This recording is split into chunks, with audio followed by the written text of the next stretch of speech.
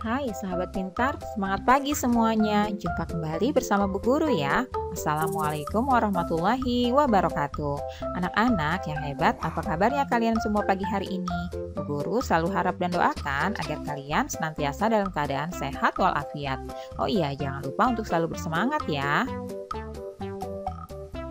Pagi ini Bu Guru akan menyampaikan materi pelajaran untuk SD kelas 5, tema 8, subtema 2, perubahan lingkungan, pembelajaran ke-1. Namun sebelum kita mulai, marilah kita awali pembelajaran kita pagi hari ini dengan pembacaan doa terlebih dahulu ya, agar kita semua senantiasa diberikan kesehatan dan juga kemudahan untuk memahami materi pelajaran yang akan Bu Guru sampaikan pada pagi hari ini. Anak-anak, perubahan lingkungan terjadi karena faktor alam dan kegiatan manusia. Ada perubahan yang menguntungkan, tetapi ada pula perubahan yang merugikan. Apa sajakah itu? Coba kalian simak ya penjelasan Bu Guru berikut ini. Nah, berikut ini adalah siklus air tanah. Proses siklus air menyebabkan air bergerak meninggalkan tanah ke udara. Selanjutnya, air turun lagi ke tanah dalam bentuk air hujan. Nah, air yang turun ke tanah ini ada yang masuk ke sungai dan mengalir kembali ke laut. Ada juga air yang tergenang membentuk danau. Air yang turun ke tanah ada yang masuk dan bergerak ke dalam tanah melalui celah-celah dan pori-pori tanah serta batuan. Air yang masuk ke dalam tanah ini kemudian menjadi air cadangan atau menjadi sumber air. Anak-anak, air cadangan tadi akan selalu ada apabila daerah peresapan air selalu tersedia. Daerah resapan air ini terdapat di hutan-hutan. Tumbuhan hutan akan mampu memperkukuh struktur tanah. Saat hujan turun, air tidak langsung hanyut, tetapi air akan terserap dan tersimpan di dalam tanah. Air yang tersimpan di dalam tanah akan menjadi air tanah ya. Air akan lebih mudah meresap jika terdapat banyak tumbuhan. Air yang meresap akan diserap oleh akar tumbuhan tersebut. Adanya air dan akar dalam tanah menyebabkan struktur tanah menjadi kukuh dan tidak mudah longsor.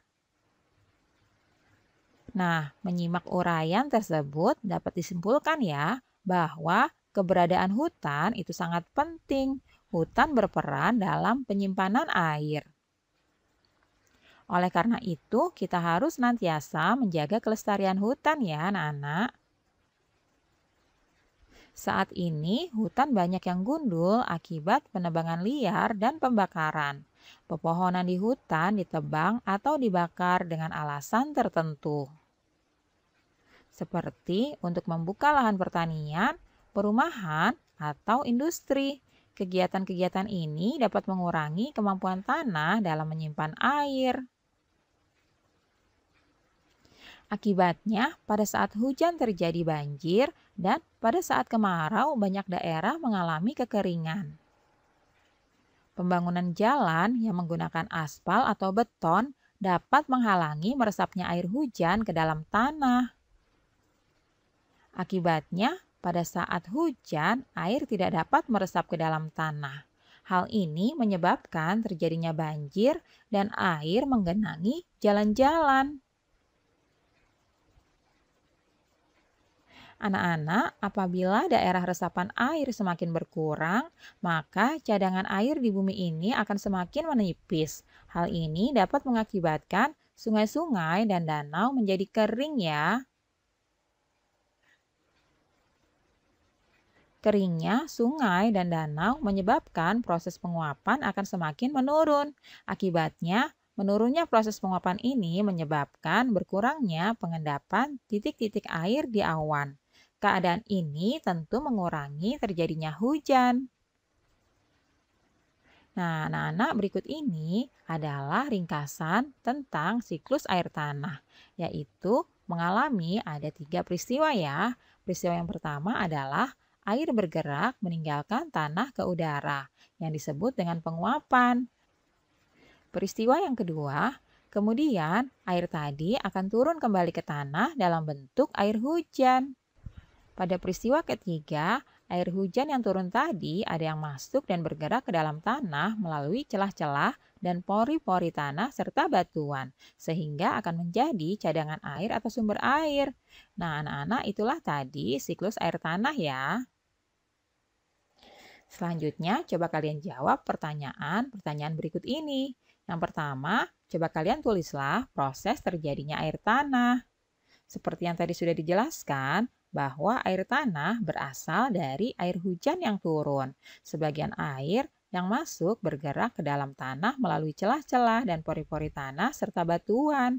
Air yang masuk ini akan tersimpan dalam tanah dan menjadi air tanah. Itulah proses terjadinya air tanah. Selanjutnya, yang kedua, coba kalian tulislah faktor-faktor apa saja yang memengaruhi berkurangnya ketersediaan air tanah. Nah, yang memengaruhi berkurangnya ketersediaan air tanah itu karena adanya kegiatan manusia, seperti membuka lahan pertanian, perumahan, atau industri yang akan membuat terbatasnya daerah resapan air, sehingga hal ini dapat mengurangi kemampuan tanah dalam menyimpan air. Nah, berikutnya yang ketiga anak-anak, tulislah kegiatan yang dapat kita lakukan untuk menjamin ketersediaan air tanah. Hal-hal yang dapat kita lakukan untuk menjamin ketersediaan air tanah diantaranya adalah dengan melakukan reboisasi atau penanaman hutan kembali dan membuat sumur-sumur resapan. Tujuannya agar dapat meningkatkan kemampuan tanah dalam menyimpan air. Nah, itulah tadi anak-anak pertanyaan dan juga jawaban yang bisa kalian tuliskan di buku latihan kalian ya.